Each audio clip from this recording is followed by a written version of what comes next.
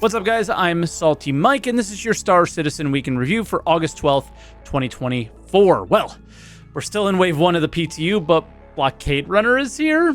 Fire was debuted on Inside Star Citizen, and I got some must-needed questions answered on Star Citizen Live. All that and more on today's Week in Review.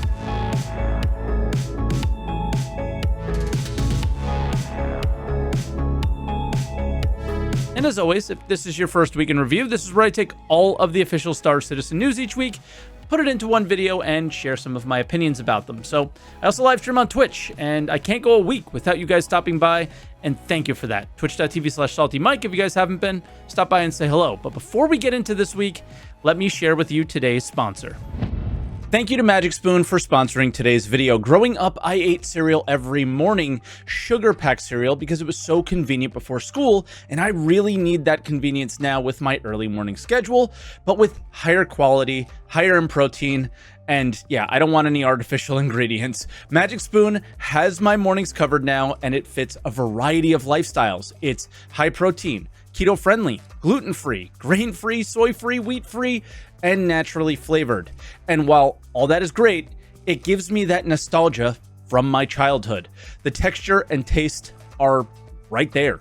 Magic Spoon cereal has 0 grams of sugar, 13 to 14 grams of protein, and 4 to 5 grams of net carbs in each serving, so you can feel good about what you're eating. And Magic Spoon treats have 11 to 12 grams of protein, 1 gram of sugar, and 1 to 2 grams of net carbs, so you can always get the fuel you need on the go. Use my code SaltEMike or click the link in the description to try Magic Spoon cereal today and get $5 off. You can also find Magic Spoon in your nearest grocery store now. And Magic Spoon is so confident in their product, it's backed with a 100% happiness guarantee online. So if you don't like it for any reason, they'll refund you your money. No questions asked. So click the link in the description and go to magicspoon.com/SaltEMike for $5 off. Once again, magicspoon.com/SaltEMike and get $5 off. And thank you guys for engaging with the sponsor. You rock. But we have a ton to get through, so let's jump into the patch notes.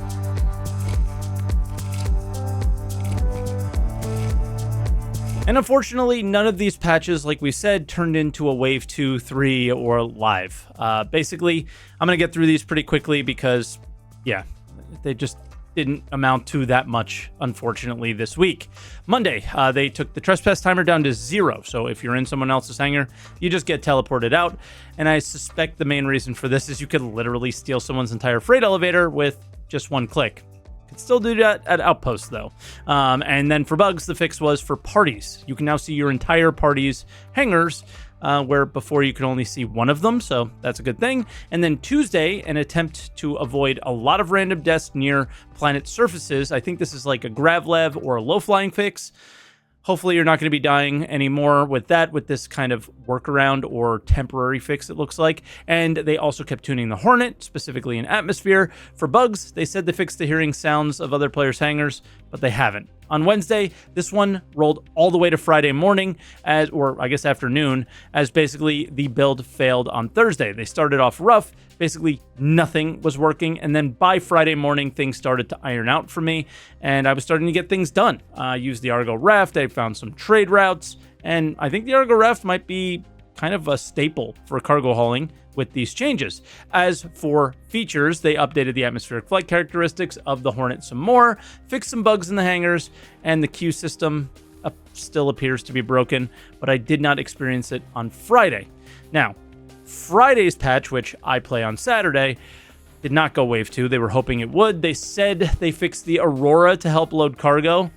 Yeah, they didn't. It makes sense to flip the ship over to load it. That's not a fix. And then they updated the rank on certain missions to help with hauling progression. I didn't see how this changed very much, so let me know if you guys saw anything. And for bugs, they've nailed down some of the worst ones. Hangar doors were getting stuck open, causing those queue issues. I saw queues properly work in this patch, so that is a huge sign. And because I saw that, I was surprised they did not go to Wave 2 on Saturday. Extra cargo boxes in the terminal, they said, will not be coming up when running missions. It's allegedly fixed. I haven't seen it happen, so it might be.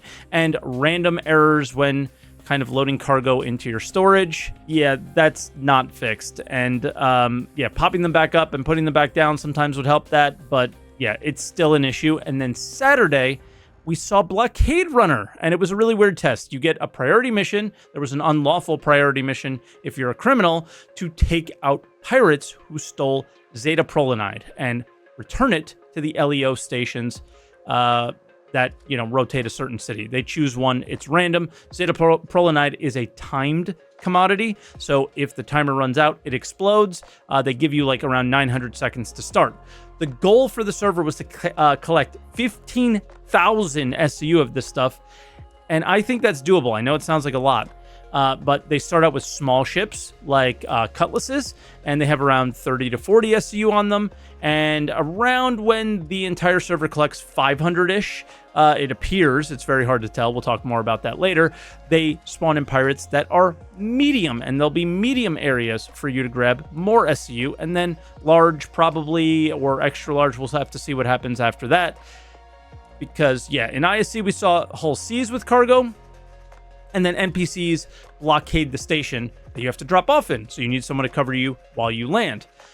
The issue that we ran into was a big one. You could not basically turn in the cargo because the freight elevators were broken. So basically the mission would progress to a certain point. I fortunately saw medium, but I don't think anybody's seen large. So I gotta say the experience is actually really good, but you know, it's basically pirating NPCs. You get ship combat, you're in EVA, you're moving boxes, you're using the freight elevators, you're doing a lot of kind of things coming together. It's cool, but yeah, unfortunately it didn't really work out. And yeah, there's also the opposite side of the mission, and yeah, you can have some fun with that. So I think it's gonna be cool.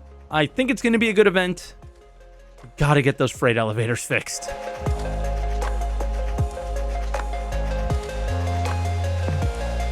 And we kind of had a roadmap roundup this week. It was a very classic one, and I don't know any other way to look at it than this year's things kind of fell flat on their face. And a lot of things were said, but not enough things were actioned, right? And the new progress tracker and all this 1.0 talk was one of those things, right? I think most of us assumed that it would have been saved for CitizenCon by this point, but it looks like the next roadmap update is in 2 weeks, and it's going to reveal the new progress tracker, whatever that is. And I've said this many times, and I'll say it again, the single best thing they did around the roadmap was only put the cards for the next patch and on the roadmap. And I thought that was great. They rarely disappoint their player base other than the way they're disappointing them now. And yeah, I just don't see how this is going to pan out that well.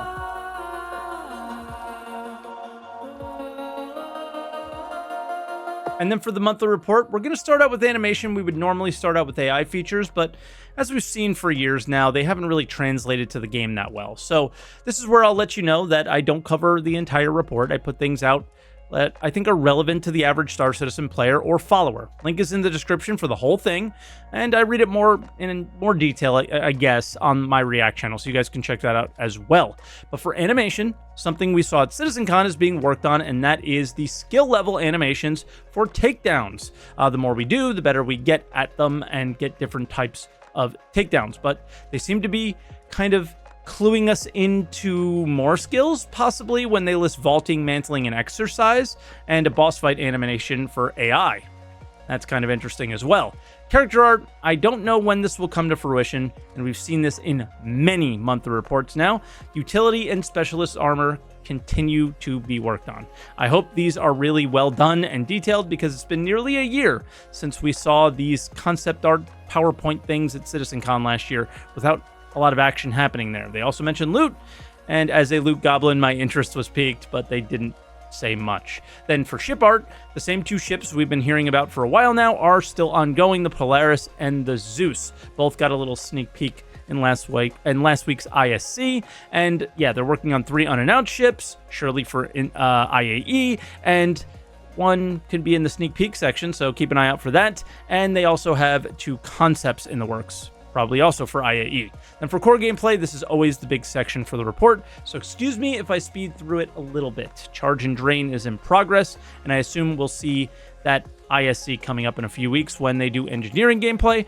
All energy weapons will have an overheat mechanic now. I think that's both FPS and ship, probably.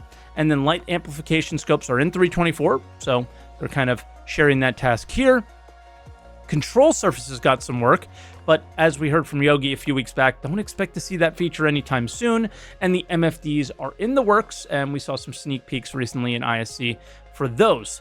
And they're going to be getting their own feature episode at some point. Jump points are the next thing, and they worked on the tunnel a bit and how we get pulled in. We also learn that engineering will change the way components work. In SCM mode, your quantum drive will actually auto-power down, and same with shields in nav mode, which is nice. So no need to manage that via the MFD, and more MFD in the video update section. Next, we have seen nothing yet. Really, only here in these reports. A jammer is mentioned for radar, which is very interesting. Delta signatures are on the MFDs now, and that's when a signal's updated. I've had to ask this multiple times, but I know what it is now. The best example would be switching to nav mode might spike your signature, triggering a change on other players' radars, that Delta signature. They are trying to declutter the HUD, and the FPS ping is being looked at, and I think many players hope that they take a hard look at a lot of kind of people were taken back at the hacking mechanic that we saw at CitizenCon, like the wall hacking mechanic, basically. Like literally it looks like hacking. So that FPS ping thing is something that they really need to get right, and we're not sure if they can because it's very wall hacky. Economy, this not much to say here. They're working on pyro shops and balancing cargo related stuff. They also seem like they're going to take a pretty hard look at mining and salvage based on that last paragraph. In the end, I get the vibe that people are really skeptical about the choices they're making, myself included at times, and I'm still kind of the wait and see mentality, but they do seem to be open for feedback. More on that a little bit later. Mission design. A repair mission was mentioned, but they are working on resource gathering missions, which are more along the lines of going out mining. Not sure how I feel about this, though. How much of this will replace kind of the sandbox stuff that we have now, where I mine, I refine, and I sell? Is that still going to be a thing? And they update us on the mission system refactor. It's in progress. 4.0 in Q3. Sure. And then let's get into those video updates.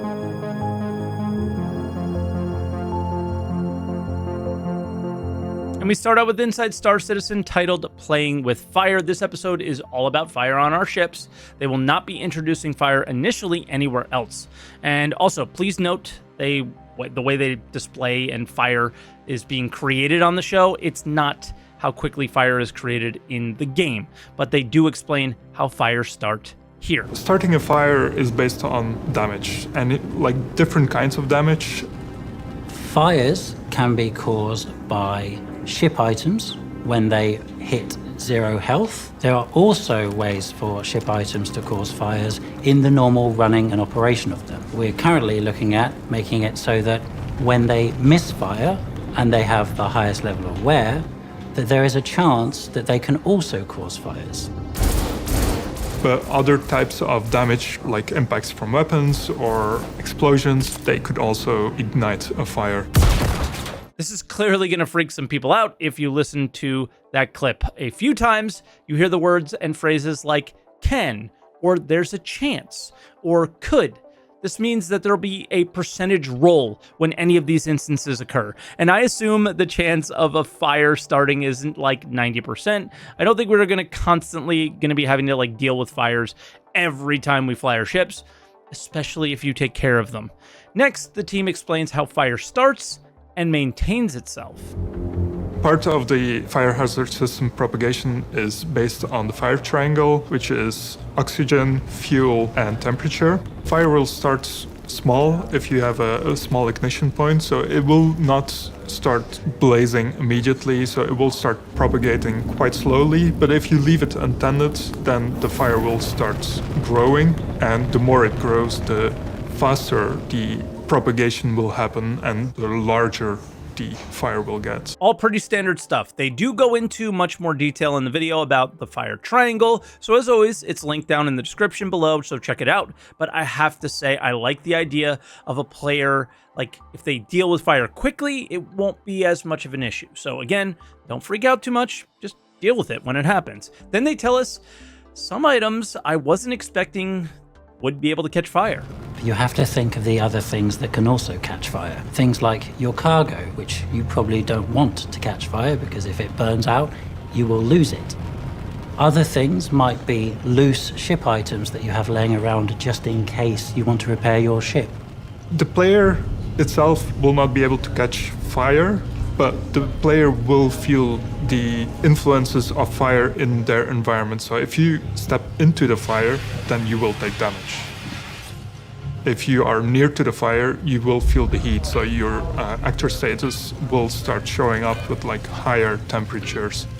If the fire is not managed properly, for example, your life support can't feed in enough oxygen, then oxygen will be drained and your player will start to asphyxiate. Cargo catching fire and being destroyed was a huge surprise, and I think how players interact with fire is pretty much as expected, but the next one is insane. Fire can move between ships if you move items that are on fire from one ship to another, and the Piccolo Toff is a really, really funny touch. Next, they share with us how we will put out fires.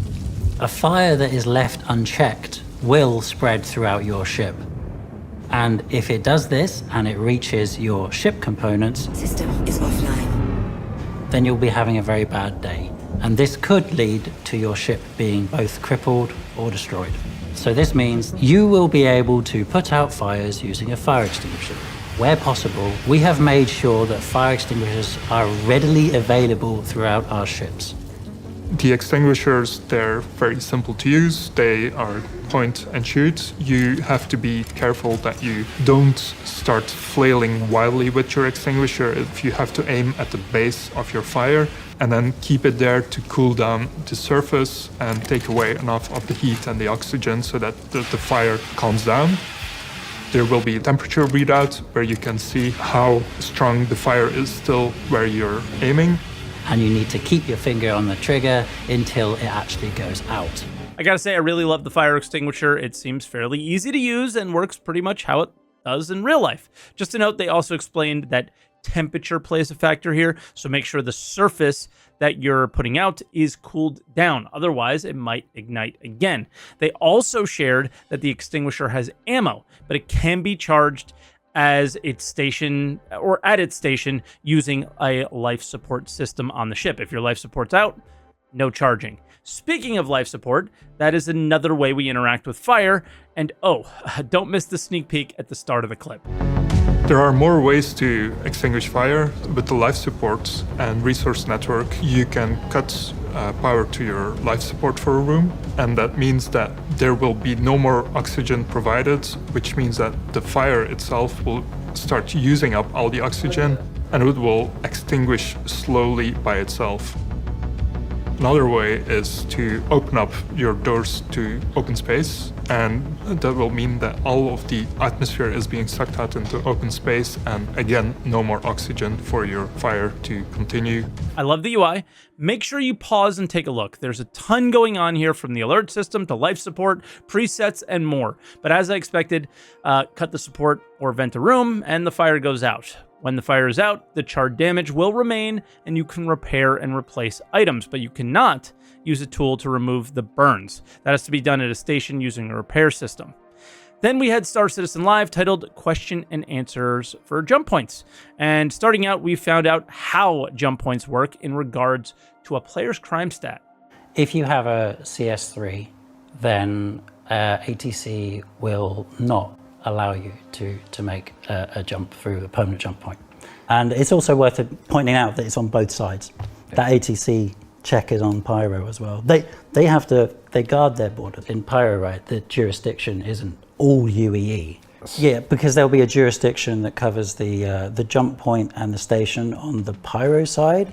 So say you go around doing your murder in Pyro. Obviously, you're not actually earning any of those crimes with the UEE.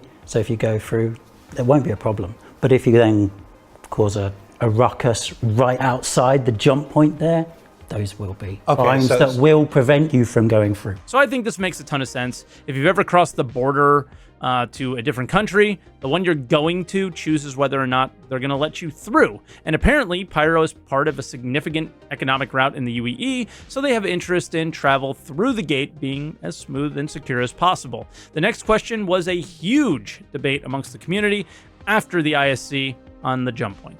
It's not a shortcut by any means. First of all, in order to fall out, you have to take enough damage on your ship that your jump drive overloads and can no longer support, your travel through to the tunnel. So you're gonna take your ship is gonna take damage, wear and tear. Like you're gonna come out of this in not great shape. We're still balancing exactly what that is, but it's not going to be good for you. And then even if you do survive that exit, if your ship's in good shape, you will. But if you survive that exit, you're not going to be where you intended to be. I can't guarantee where you're going to end up, but it's not going to be where you where the it won't be the jump point ends It won't up. be the happy part of Pyro. It's going to be on the edge of space. And if your ship has enough quantum fuel, and if your ship's still in a good enough shape, maybe you could get to where you wanted to go. Yeah. So as I suspected, if you fail a jump, then you will not be in good shape. It will not be good for you at all. They stated later in the show that traveling through this should be pretty, and the stable gates in particular should be basically pretty easy. They don't want to make it too hard for players. So if you're paying attention, you probably won't fail. They will not be automatic though, so you can't go AFK. Oh, and the damage that you will take in these, if you do fail, is distortion damage, which is being entirely reworked, so we don't really know how that damage will be applied or anything. So we'll probably see that in the engineering ISC is my expectation. And then this was the only question I really needed clarification on from the ISC. Obviously, you're coming to the end of your jump tunnel. Everyone's coming out of the same exit point, right? So they're all going to come out and they're all going to be in the same vicinity, the same sort of region of space. The point that was being made with this shotgun approach, or shotgun effect, or whatever it was we said, is that it's that we have a slight divergence of the paths of those ships as they emerge, and the whole point of that is they're still going to be in roughly the same bit of space. They're going to be like maybe a kilometer across from each other or something like that, within spitting distance of each other. Basically, it was just that divergence. The shotgun is the divergence, which allows them to not rear-end each other on exit. There's multiple points around the area where you exit to, so no one can just be like, oh well, they're definitely going to come out there. Like we've got that anti-camping. They can come out there, lots of places. Well, I think that goes they're back still to in the vicinity, but it's still. So now I understand with his kind of hand movements that we are going to come out together, but we are going to slightly move away from each other like a shotgun. That's why they use the word shotgun approach in the ISC, I guess. And just so we don't crash into each other. We're not going to spawn in Pyro 20k from our party members, and that's a good thing. And yeah, they just explained exploration. We were just talking about like having a variety of different jump points that fit different ships. But how you discover those, like a jump point has a radar signature, and just like every radar signature, that signature is unique. And so different radars can have better sensitivity to different types of signatures, and different radars can give you different information about those signatures, like how strong it is, how far away it is, like how long the tunnel is, how big the tunnel is. Like there's a lot of stuff that we could potentially give about like those transient jump points when we have a lot more of them, and finding them with the right radar and the right ship. Like I expect that our exploration ships, like the Carrack, for instance, which is our flagship exploration ship, I expect that to once we build up these radars that are specifically created for exploration to find things like jump points, they will be attuned to find those at greater distances to give you more information. So that's where we're heading with that. So the big thing is that the radar system that they're working on now, he knows a lot of what's going on, and he stated radar is going to kind of specialize in things. Certain radars might specialize in finding jump points, which I think is pretty awesome. And then obviously the show's really long, so some quick hits that I am not cutting out for you guys is different jump drives. Mainly the sizes will determine how your ship can pitch, yaw, and roll inside the jump points, and they're still kind of figuring that out. Anytime your jump drive is turned off, you fail the jump and you're going to be pushed out and you're going to take all that damage. And they'll do whatever they feel they need to ensure that players will have a good experience going to and from jump points. That means they do not want to allow a lot of griefing there, or any if possible. And if they need to, they even said that they would put a green zone there. They definitely don't want to, but if they need to, they will. And I think it was obvious, but they briefly stated that there are things in Stanton that aren't in Pyro. So hopefully it promotes players wanting to take the risk to be in Pyro. And yeah, your respawn is your respawn point. If you make it to Pyro and your spawn is in Stanton, when you die, you're going to spawn back in Stanton. It seems like a mistake to me for now without Death of a Spaceman, basically. Because that's kind of fast travel, right? Oh, and you can't tow ships through a jump tunnel. And the most asked question was, of course, about visuals. The community wants the jump gate ring around the jump points, and CIG doesn't for whatever reason. So, yeah, that was the video updates. Let's jump into other updates.